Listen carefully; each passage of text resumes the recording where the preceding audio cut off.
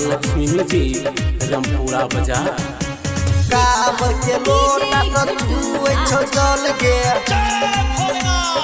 छुए छो जल गे। एले बोला बम गोरी चले देब घर गे, नया नया काबर कन्हा पधर गे। एले बोला बम गोरी चले देब घर गे, नया नया काबर कन्हा पधर गे। काबर के लोटा से छुए छो जल गे, छुए छो जल गे, छुए छो जल गे। भोला बाबा के संग करब दर्शन गे, छुए छो जल गे, करब दर्शन गे। एले बोला बम गोरी चले देब घर गे, नया नया काबर कन्हा पधर गे। एले बोला बम गोरी चले देब घर गे, नया नया काबर कन्हा पधर गे। काबर के लोटा से छुए छो जल गे, छुए छो जल गे, छुए छो जल गे। भोला बाबा के संग करब दर्शन गे, छुए छो जल गे, करब दर्शन गे।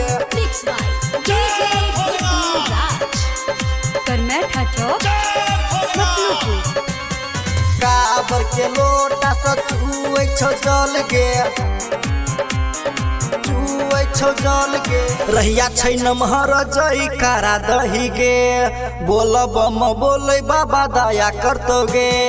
रहिया छै नमहर जई कारा दही गे, बोल बम बोले बाबा दया करतो गे।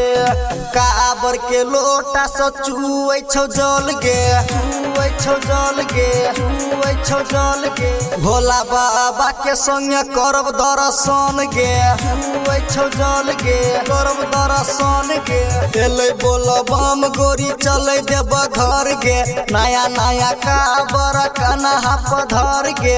एले बोल बम गोरी चले देब घर गे, नया नया काबर कन्हा पधर गे। काबर के लोटा से छुए छो जल गे, छुए छो जल गे, छुए छो जल गे।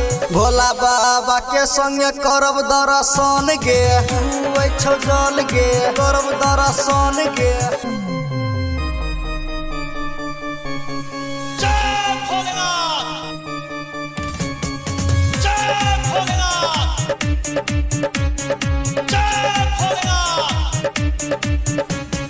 काबर के लोटा से छुए छो जल गे, छुए छो जल गे। भांग धतूर लकैलियो नगर, गायक सरोज बाबा गबै छ भजन। राइटर शंकर साजन करे छ नमन, चल गे जान जल्दी बाबा के नगर। काबर के लोटा से छुए छो जल गे, छुए छो जल गे, छुए छो जल गे।